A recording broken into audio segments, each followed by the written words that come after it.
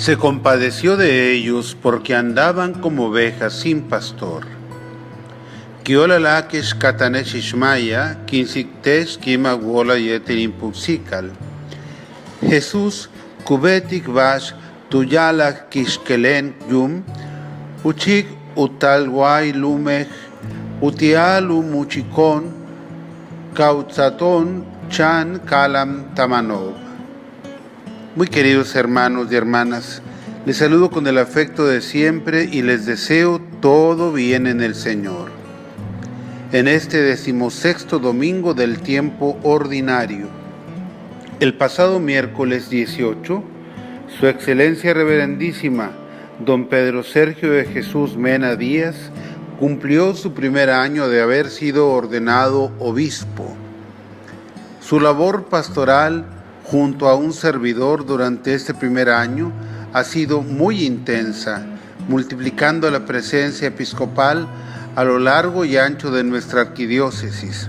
Demos gracias al Señor que quiso darnos a otro sucesor de los apóstoles como apoyo a mi ministerio en favor de nuestra iglesia particular. El domingo pasado escuchamos en el Santo Evangelio, según San Marcos, cómo Jesús envió a los 12 apóstoles a su primera misión. Hoy tenemos la continuación del relato en el momento en que los apóstoles regresan de su misión y le quieren contar a Jesús cómo les fue. Pero hay tanta gente a su alrededor que no les deja tiempo ni para comer. Entonces, Jesús invita a los 12 a ir a un lugar apartado para que descansen. Jesús es el buen pastor que no piensa en sí mismo, pues él también necesitaba comer y descansar, y sin embargo, piensa más bien en el descanso de sus apóstoles y en el tiempo que necesitan de privacidad para compartirles su experiencia misionera. Sin despreciar a la multitud, Jesús quiere dedicar tiempo a su pequeño grupo, de donde saldrán las columnas de la iglesia. Pues así como en la construcción de un edificio hay que apuntalar muy bien los cimientos y las columnas, lo mismo es en la iglesia, en razón de las multitudes a las cuales luego los apóstoles deberán servir. Es la misma razón por la que hoy y siempre el obispo debe dedicar un tiempo particular a sus sacerdotes, diáconos, seminaristas y religiosas, porque luego ellos a su vez atienden a las multitudes. Al igual que Jesús, nosotros hemos de aprender a dedicarnos a todos, pero al mismo tiempo aprender a sacar espacio para el pequeño grupo y para la persona individual. Y cada quien debe ver cómo aplicar esta enseñanza dentro de su familia, de su trabajo, de la escuela, de toda la sociedad y de toda la humanidad. A Jesús se le frustró, entre comillas, esta buena intención de convivir con sus discípulos a solas, pues la multitud se dio cuenta de que él se había embarcado junto con los 12 y corrieron por tierra, de modo que al desembarcar Jesús ya lo estaba esperando al otro lado del lago. Tenemos que aprender de la multitud a seguir a Jesús y no dejar que se nos pierda de vista, aunque a veces tengamos que hacer mayores esfuerzos en su seguimiento. Quizá tú o yo, en lugar de Jesús, nos habríamos puesto furiosos con la gente si no nos deja comer o descansar, o realizar un proyecto personal que es bueno o necesario. Pero Jesús, al ver a la multitud, se compadeció de ellos porque andaban como ovejas sin pastor, y se puso a atenderlos, enseñándoles muchas cosas. Y a nosotros Jesús todavía nos continúa enseñando con este testimonio. Pidan por nosotros los sacerdotes, para que seamos incansables en nuestra entrega al pueblo de Dios y que nos olvidemos un poco, cuando sea necesario, de nuestros deseos, proyectos personales y derechos, por más buenos que estos sean. Lo mismo hemos de pedir para nuestros gobernantes y todos los servidores públicos, para que atiendan a la gente o al pequeño grupo o a la persona con el respeto que se merece su dignidad humana, como lo haría el mejor de los comerciantes que trata de ganarse a la clientela. En la primera lectura de hoy, tomada del libro del profeta Jeremías, se nos presenta la profecía del pastor con mayúscula, que vendrá personalmente a reunir al rebaño, y de los pastores que él mismo dará a su pueblo. Y lo dice con estas palabras: yo mismo reuniré al resto de mis ovejas. Les daré pastores que las apacienten. San Juan Pablo II, en el año 1992, nos regaló una exhortación apostólica sobre la formación de los sacerdotes en la situación actual, a la que dio nombre de Pastores Dabo Vobis, nombre que significa les daré pastores. Aunque agradecemos y confiamos en el regalo que el Señor nos promete de darnos pastores, la Iglesia no puede dejar jamás de rogar al dueño de la mies que envíe obreros a su mies. Mateo 9:38. Ni de dirigir a las nuevas generaciones una nítida y valiente propuesta vocacional, ayudándoles a discernir la verdad de la llamada de Dios para que respondan a ella con generosidad.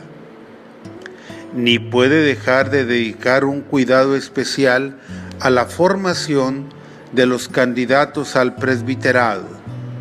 Pastores Dabo Vobis, número 2. Colaboremos para que haya muchos jóvenes respondiendo al llamado del Señor al sacerdocio y para que nuestro seminario de Yucatán cuente con los medios espirituales, materiales, académicos y de toda especie para la formación de nuestros futuros sacerdotes. El Salmo 22 que hoy proclamamos, en varias versiones de la Biblia aparece como Salmo 23. Los cristianos de otras denominaciones en general lo conocen como Salmo 23 y lo recitan de memoria con mucha devoción. Con la misma devoción y confianza hemos de recitarlo hoy y siempre diciendo: el Señor es mi pastor, nada me faltará. Todos los cristianos hemos de dejarnos conducir bajo la guía de este buen pastor, porque Él siempre nos conducirá por el sendero recto, renunciando a todos los senderos chuecos que la maldad nos propone, y alegrarnos no solo de los logros que podemos conseguir en esta vida bajo su conducción, sino también y principalmente de la seguridad para la vida eterna, como dice el Salmo: y viviré en la casa del Señor por años sin términos.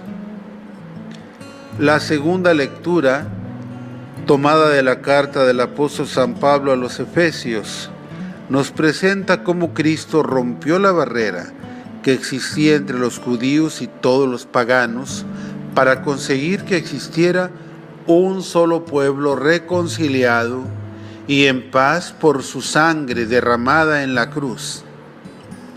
La más perfecta unidad entre los pueblos se alcanza por los méritos de Cristo, pero también bajo las enseñanzas de nuestro Señor Jesucristo.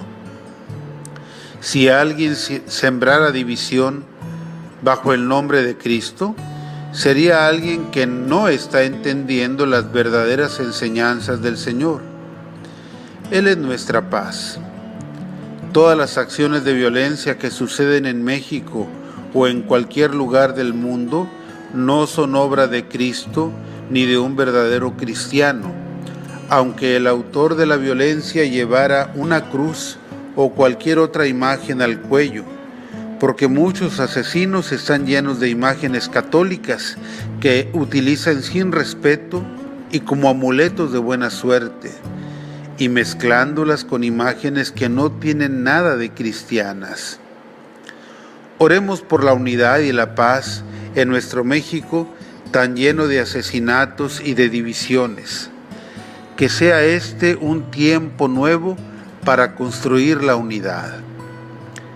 Es mucho lo que tenemos que orar por la paz, la justicia y la unidad entre los pueblos en estos días. Pensemos, por ejemplo, en todos los pueblos de donde la gente se ve obligada a huir por la violencia, la inseguridad y la pobreza, y los pueblos que se han convertido en lugares de destino como Brasil, Chile, Estados Unidos y nuestra propia ciudad. La unidad entre los pueblos podría resolver los graves problemas de migración, refugio y trata de personas. Oremos por Venezuela, donde la crisis humanitaria continúa haciendo sufrir a nuestros hermanos y expulsando a muchos de ellos fuera del país. La presidencia del Consejo Episcopal Latinoamericano, CELAM, nos ha pedido que este domingo 22 de julio, todos los católicos de Latinoamérica y el Caribe oremos al Señor para que Nicaragua pueda encontrar los caminos necesarios para la paz, la unidad y la justicia. La causa de esta inestabilidad social proviene de la reforma al Seguro Social que fue dictada por el Poder Ejecutivo de Nicaragua sin el respaldo de la empresa privada y del pueblo. No solo los empresarios se manifestaron en contra de la medida, sino que todo el pueblo también dejó ver su malestar por la decisión del gobierno y por eso decidió lanzarse a las calles a protestar. Los obispos de Nicaragua han tratado de mediar para lograr establecer una mesa de diálogo, lo cual sí se logró, pero no se llegó a acuerdos satisfactorios. Fuerzas del gobierno han reprimido violentamente las manifestaciones de las calles, lo cual ha dado por resultado muchos muertos y heridos.